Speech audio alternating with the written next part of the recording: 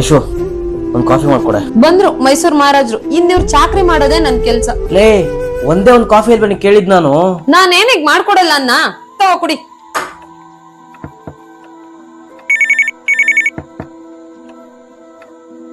Hello Aishu, ನಾಳೆ Sunday ಅಲ್ವಾ? ನಾವು ನಮ್ ಫ್ಯಾಮಿಲಿ ಎಲ್ಲ ಮಂಗಳೂರು ಟ್ರಿಪ್ ಹೋಗ್ತಾ ಇದೀವಿ. ನೀವು ನಿಮ್ ಫ್ಯಾಮಿಲಿ ಎಲ್ಲ ಬರ್ತೀರಾ?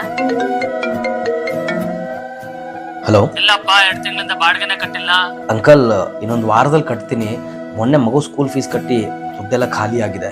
ಒಂದೇ ವಾರ ಟೈಮು, ಅಷ್ಟರಲ್ಲಿ ಕಟ್ಟಿಲ್ಲ ಅಂದ್ರೆ ಮನೆ ಖಾಲಿ ಮಾಡಿ. ನೀವೊಬ್ಬರಮ್ಮ. ಈ ಜನ್ಮದಲ್ಲಿ ಟ್ರಿಪ್ ಹೋಗೋ ಭಾಗ್ಯನಲ್ಲ ಆ ದೇವ್ರು ನನಗ್ ಕೊಟ್ಟಿಲ್ಲ. ಇಲ್ಲಿ ಬಾಡಿಗೆ ಕಟ್ಟಕ್ಕೇನೆ ಯೋಗ್ಯತೆ ಇಲ್ಲ ಕೆಲವೊಬ್ರಿಗೆ. ಏನೇ ಯೋಗ್ಯತೆ ಬಗ್ಗೆ ಮಾತಾಡ್ತಾ ಇದ್ಯಾ? ನನಗೆ ಎಷ್ಟೇ ಕಷ್ಟ ಆಗ್ತಾ ಇದ್ರು ನಿನಗೇನು ಕಷ್ಟ ಆಗದೆ ಇರೋ ತರ ಚೆನ್ನಾಗಿ ನೋಡ್ಕೊತಾ ಇದೀನಿ ತಾನೆ. ನೋಡ್ಕೊಂತ ಇದ್ಯಪ್ಪ. ಕಂಡಿಲ್ವಾ ಮದ್ವೆಯಿಂದ? ಹತ್ತ ಕಿವಿಗೆ ಒಂದ್ ಒಡವೆ ಇಲ್ಲ, ಹೊಸ ಬಟ್ಟೆ ಅಂತೂ ನೋಡೇ ಇಲ್ಲ. ನನ್ ಹಣೆ ಬರ ಸರಿ ಇಲ್ಲ. ನಿನ್ನ ಕಟ್ಕೊಂಡೆ. ನಾನ್ ಲವ್ ಮಾಡಿರೋ ಹುಡುಗನ ಮದ್ವೆ ಆಗಿದ್ರೆ ರಾಣಿ ತರ ಬದುಕ್ತಿದ್ದೆ. ಕರ್ಮ ನಂದು. ನಮ್ಮ ಅಪ್ಪ ಅಮ್ಮ ತಂದು ನಿನಗ್ ಕಟ್ಟಿದ್ರು. ಲೇ ಮನೇಲಿ ಒಂದಿನ ನಿಮ್ದಿಯಾಗಿರಕ್ ಬಿಡೆ, ಮಗು ಮುಂದೆ ಮರ್ಯಾದೆ ಕಳಿಬೇಡ್ವೆ. ಕೇಳಿ ಕೊಡ್ಸಕ್ ಆಗಿಲ್ಲ ಅಂದ್ರೆ ಈ ಮೂತಿಗೆ ಮರ್ಯಾದೆ ಬೇರೆ ಕೇಡು. ಮಗ, ಇವತ್ ನಿಮ್ಮ ಅಪ್ಪನ ಹಾಸ್ಪಿಟಲ್ ಇಂದ ಡಿಸ್ಚಾರ್ಜ್ ಮಾಡ್ತಾರಂತೆ. 50,000 ಬಿಲ್ ಕಟ್ಬೇಕಪ್ಪ.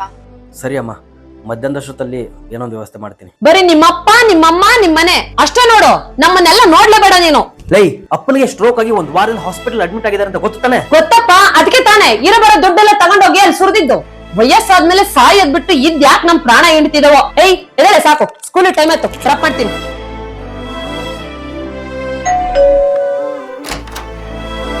ಓ, ಏನ್ ಮಹಾರಾಜ್ ಇವತ್ತು ಆಫೀಸ್ ಹೋಗಿಲ್ವಾ? ಇಷ್ಟ ಬೇಗ ಬಂದ್ಬಿಟ್ಟಿದ್ದೀರಾ?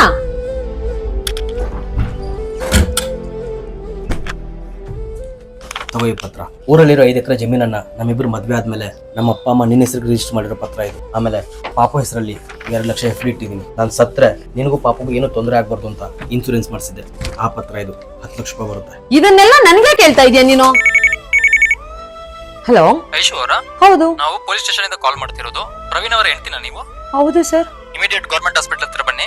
ನಿಮ್ಮ ಹಸ್ಬೆಂಡ್ ಗೆ ಆಕ್ಸಿಡೆಂಟ್ ಆಗಿ ಸ್ಪಾಟ್ ಡೆತ್ ಆಗಿದ್ದಾರೆ. ಏನ್ ಸರ್ ಹೇಳ್ತಿದ್ದೀರಾ ನೀವು? ನನ್ ಗಂಡ ಇಲ್ಲ. ಬರೀ ನಿಮ್ಮಪ್ಪ ನಿಮ್ಮಮ್ಮ ನಿಮ್ಮನೆ